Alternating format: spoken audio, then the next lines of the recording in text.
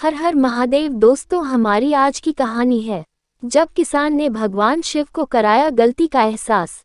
एक बार भगवान शंकर पृथ्वीवासियों पर कुपित हो गए और माता पार्वती को साक्षी मानकर संकल्प किया कि जब तक पृथ्वीवासी नहीं सुधरेंगे तब तक वे शंख नहीं बजाएंगे।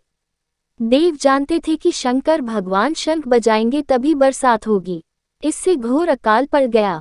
पानी की एक बूंद तक नहीं बरसी। धरती पर त्राहिमाम मच गया।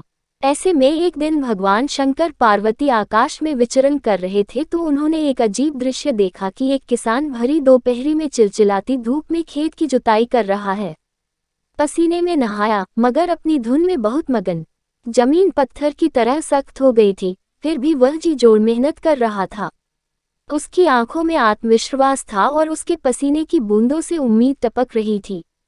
भोलेनाथ व पार्वती बदले हुए वेश में आकाश से नीचे उतरे और उससे कहा, अरे भाई, तू क्यों बेकार कष्ट उठा रहा है? सूखी बंजर धरती में केवल पसीने बहाने से ही खेती नहीं होती।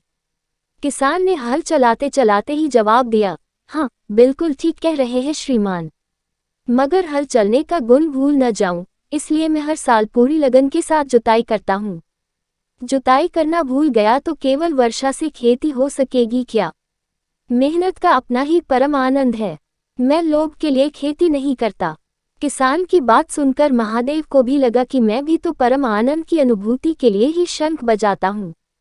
मुझे भी शंख बजाए 1 बरस बीत गए, कहीं शंख बजाना भूल तो नहीं गया। उन्होंने तुरंत अपनी झोली से शंख निकला और जोर से फूंका। चारों ओर बादल की घटाएं घुमड़ पड़ीं, बिजली चमकने लगी और जोरदार बारिश होने लगी। इस वर्षा के स्वागत में किसान के पसीने की बूंदें पहले ही खेत में गिरकर चमक रही थीं। हमारा जो काम है उसे अपनी पूरी निष्ठा से बिना किसी लोभ लालच के करना चाहिए, इसी में परम सुख है।